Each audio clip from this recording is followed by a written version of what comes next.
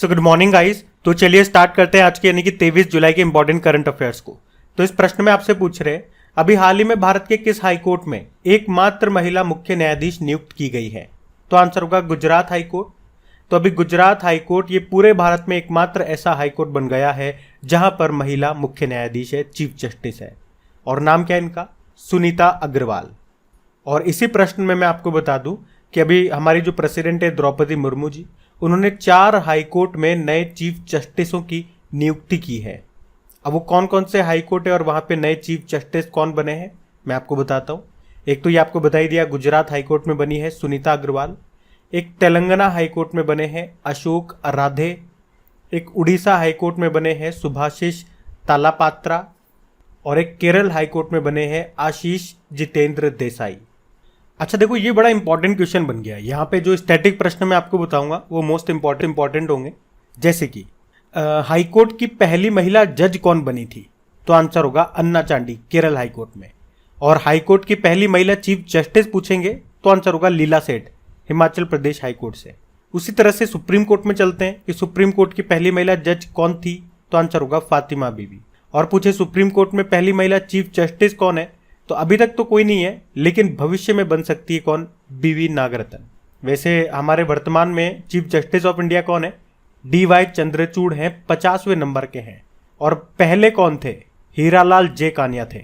और अभी जो वर्तमान में ये चीफ जस्टिस ऑफ इंडिया है ना, DY चंद्रचूड़, इनके पिताजी के नाम भी एक रिकॉर्ड है।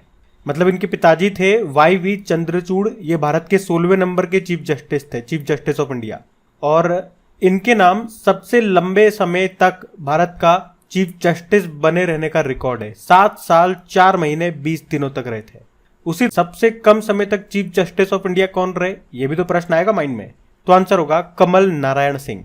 और अभी कुछ समय पहले इनका निधन हो गया। ये 22वें नंबर के चीफ जस्टिस ऑफ इंडिया थे। मात्र 18 दिनों के लिए बने थे ये। और गुजरात हाईकोर्ट से आपको याद होगा, देश की पहली डिजिटल जस्टिस क्लॉक का उद्घाटन किया गया था गुजरात हाईकोर्ट में। और राजस्थान में भारत की पहली डिजिटल लोक अदालत शुरू हुई थी।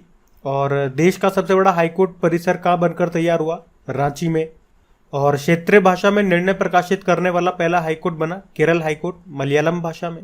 अच्छा यूं बताओ, हाईकोर्ट किस आर्टिकल के तहत रिट जारी करता है? 226। और सुप्रीम कोर्ट किस आर्टिकल के तहत रिट जारी कर सकता है? आर्टिकल 32। अच्छा, अगर मैं आपसे पूछूं कि भारत की किन यूनियन टेरिटरीज, केंद्र शासित प्रदेशों के पास हाईकोर्ट है, तो 2 के पास ही है, दिल्ली और जम्मू कश्मीर लद्दाख। जम्मू कश्मीर लद्दाख के पास एक ही है, अलग अलग मत समझना, जो जम्मू कश्मीर में है। तो ध्यान रखना, ये इंपॉर्टेंट प्रश्न, काफी सारे इंपॉर्टेंट डेटा मैंने आपको रिवाइज कराया। बार बार कराता हूं जब भी इस तरह का प्रश्न आता है, क्योंकि चीजों का रिविजन होते रहना चाहिए। अभी हम बढ़ते आगे। फिर बताइए, अभी हाल ही में न्यूनतम आय की गारंटी विधेयक विधानसभा में पारित करने वाला देश का पहला राज्य कौन सा बन गया? तो आंसर होगा राजस्थान। तो याद रखना कि न्यूनतम आय गारंटी विधेयक विधानसभा में पारित करने वाला राजस्थान ये देश का पहला राज्य बन गया है, जिसके तहत ग्रामीण और शहरी क्षेत्रों में महीने के 25 दिन के अतिरिक्त रोजगार की गारंटी देने वाला ये राजस्थान देश का पहला राज्य बन गया है। इसके अलावा मनरेगा के 100 दिन के अतिरिक्त 25 दिन का रोजगार गारंटी से मिलेगा। तो इस विधेयक को कानून बनाने के बाद राज्य में सामाजिक सुरक्षा पेंशन योजनाओं के तहत जो वृद्धजन हैं, जो विधवाएं हैं और जो एकल महिला लाभार्थी हैं, उनको हर महीने न्यूनतम 1000 रुपये पेंशन भी मिलेगी। और इतना ही नहीं, पेंशन में हर साल 15% की वृद्धि होगी, जिसमें से जनवरी में 10% और बचा हुआ 5% जुलाई में बढ़ेगा। अब बात राजस्थान की है, तो ये रहा मैप में राजस्थान।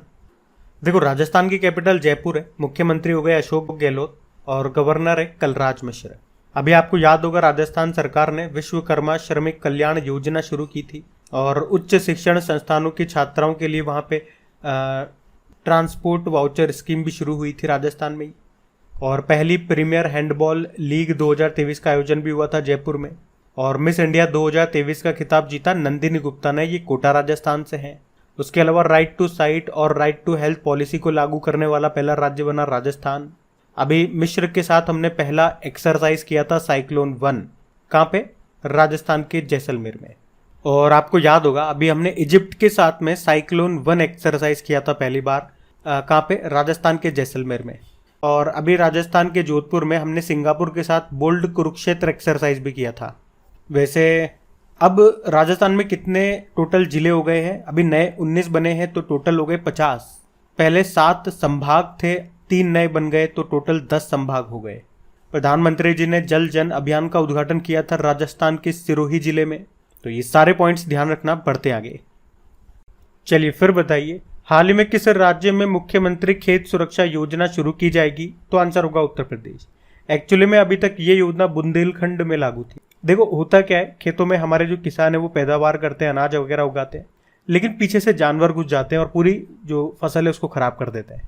तो अब फसलों को जानवरों से बचाने के लिए खेत के चारों ओर बाड़बंदी की जाएगी और उसमें 12 वोल्ट के हिसाब से करंट बहता रहेगा। और ये सोलर बाड़बंदी होगी, मतलब सोलर से सप्लाई आएगी।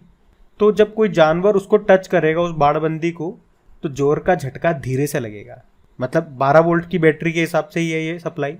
तो उस जानवर को कोई नुकसान तो नहीं होगा, पर वो डर जाएगा जब उसे झटका लगेगा ना, और वो फसल से दूर भाग जाएगा। तो इस योजना में सरकार छोटे और सीमांत किसानों को 60% या फिर 1.43 लाख रुपए प्रति हेक्टेयर की सब्सिडी देगी। तो याद रखना, मुख्यमंत्री खेत सुरक्षा योजना है, ये उत्तर प्रदेश की है।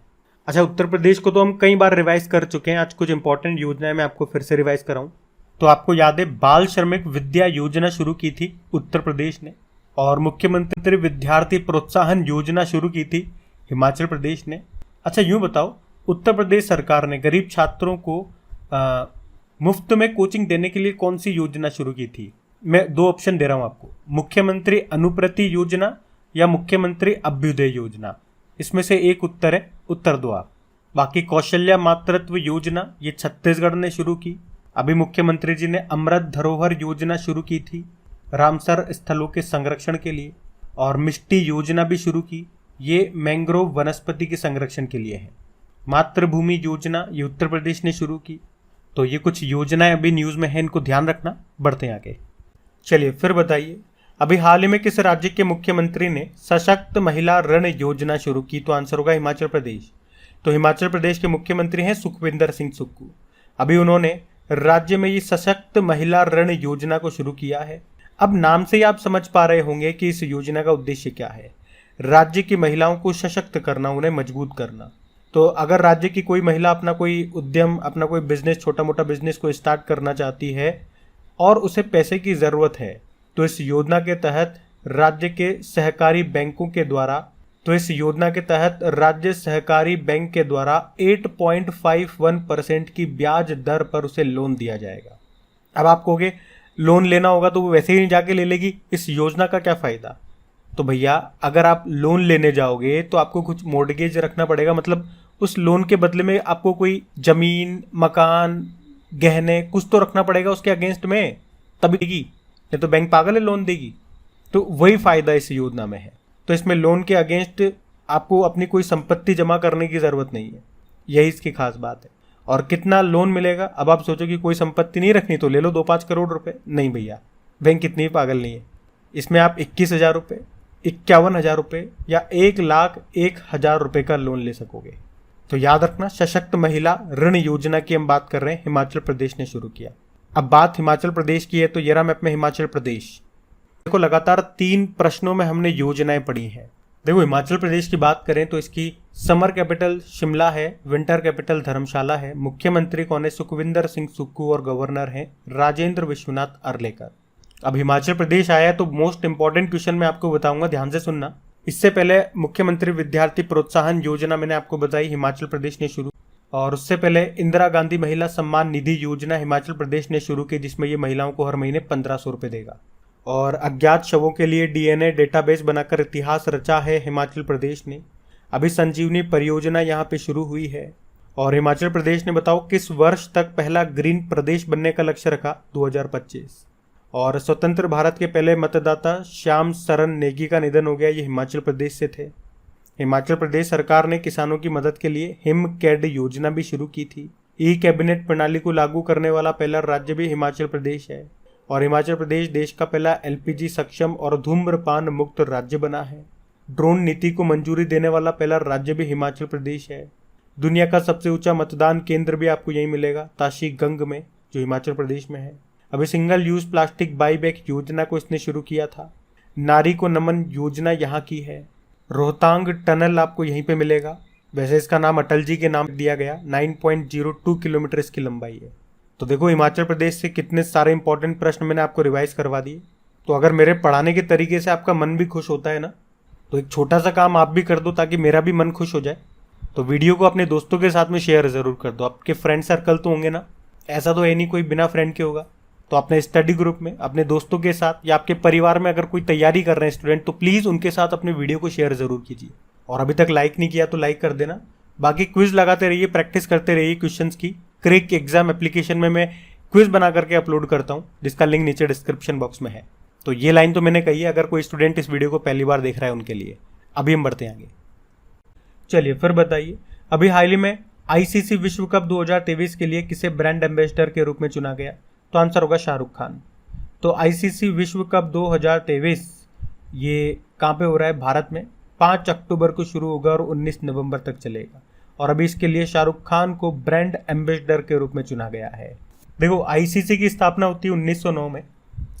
हेडक्वार्टर दुबई में है और इसके सीईओ जॉफ एलार्डिस हैं, जबकि चेयरमैन है ग्रेग बार्कले। ध्यान रखना। ये बढ़ते आगे। चलिए फिर बताइए, हाल ही में बाजार पूंजीकरण के अनुसार देश की दूसरी सबसे मूल्यवान कंपनी कौन सी बन गई है? तो आंसर होगा एचडीएफसी बैंक। तो बाजार पूंजीकरण यानी कि मार्केट कैपिटलाइजेशन, मतलब उसकी मार्केट वैल्यू के हिसाब से देश की दूसरी सबसे बड़ी कंपनी बन गई है एचडीएफसी बैंक। ये अभी तक इस मामले में तीसरे स्थान पे था, तो अब ये दूसरे स्थान पे आ गया और तीसरे स्थान पे चला गया टीसीएस। पहले स्थान पे तो रिलायंस इंडस्ट्रीज है ही सही। तो पहले पे रिलायंस इंडस्ट्रीज, दूसरे पे एचडीएफसी बैंक आ गया और तीसरे पे टीसीएस चला गया। और आपको याद होगा कुछ समय पहले हमने पढ़ा था विश्व की चौथी सबसे मूल्यवान बैंक बनी थी एचडीएफसी बैंक। टॉप पे तो अमेरिका का जेपी मॉर्गन बैंक है। देखो एचडीएफसी बैंक की बात करें, और हाँ ये भी ध्यान रख लेना, भारत में बैंकों के हिसाब से देखोगे तो ये नंबर 1 पे है बाजार पूंजीकरण के हिसाब से। देखो एचडीएफसी बैंक की स्थापना होती है 1994 में। हेडक्वार्टर मुंबई में है और इसके मैनेजिंग डायरेक्टर हैं शशिधर जगदीशन। टैगलाइन होती है वी अंडरस्टैंड योर वर्ल्ड। बाकी आप जानते हो इलेक्ट्रॉनिक बैंक गारंटी जारी करने वाला पहला बैंक आपका एचडीएफसी बैंक है। उसके अलावा यूपीआई पर रुपए क्रेडिट कार्ड को जोड़ने वाला पहला निजी क्षेत्र का बैंक बना था एचडीएफसी बैंक। और बताओ किस बैंक ने विशेष नाम से एक खुदरा बैंकिंग पहल शुरू किया था? तो भी आंसर होगा एचडीएफसी बैंक। तो ध्यान रखना ये पॉइंट्स। बढ़ते हैं आगे। चलिए फिर बताइए, हाल ही में इन्वेस्ट इंडिया के एमडी सीईओ के रूप में अभी किसे नियुक्त किया गया? तो आंसर होगा निवृत्ति रॉय को। तो वैश्विक व्यापार और प्रौद्योगिकी विशेषज्ञ के रूप में प्रसिद्ध निवृत्ति रॉय को इन्वेस्ट इंडिया के एमडी सीईओ के रूप में नियुक्त किया गया। आपको बता दूं उन्हें टेक्नोलॉजी के क्षेत्र में उनके योगदान के लिए नारी शक्ति पुरस्कार भी मिल चुका है। अच्छा, इन्वेस्ट इंडिया ये भारत में निवेश के अवसरों और विकल्पों की तलाश कर रहे निवेशकों की मदद करता है। वैसे नीति आयोग के सीईओ बने थे नए बीवीआर सुब्रमण्यम उनका नाम है। एसएसबी सशस्त्र सीमा बल का महानिदेशक बनाया गया किसे? रश्मि शुक्ला को। और एक और शुक्ला जी हैं Sushmita Shukla. Federal reserve bank की पहली महिला उपाध्यक्ष बनी है। फेडरल रिजर्व बैंक ही अमेरिका का है। तो ध्यान रखना ये। बढ़ते हैं आगे। चलिए फिर बताइए, हाल ही में किसे इंडोनेशिया में भारतीय राजदूत नियुक्त किया गया? तो आंसर होगा संदीप चक्रवर्ती को। तो संदीप चक्रवर्ती को अभी इंडोनेशिया में भारत के अगले राजदूत के रूप में नियुक्त किया गया है। वे वर्तमान में विदेश मंत्रालय में संयुक्त सचिव हैं और अब वे इंडोनेशिया में भारतीय राजदूत होंगे।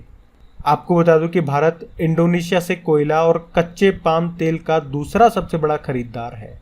वैसे अभी FSSAI food safety and standard authority of India के सीईओ बने Ganji Kamalavi Rao. National highways authority of India के अध्यक्ष बने संतोष कुमार यादव। और औषधि महानियंत्रक drug controller general of India बने डॉक्टर राजीव सिंह रघुवंशी। अच्छा यूं बताओ, इंडोनेशिया की नई कैपिटल उसका नाम क्या है? ये मेरा आपसे प्रश्न है, उत्तर दो आप। हम बढ़ते हैं आगे।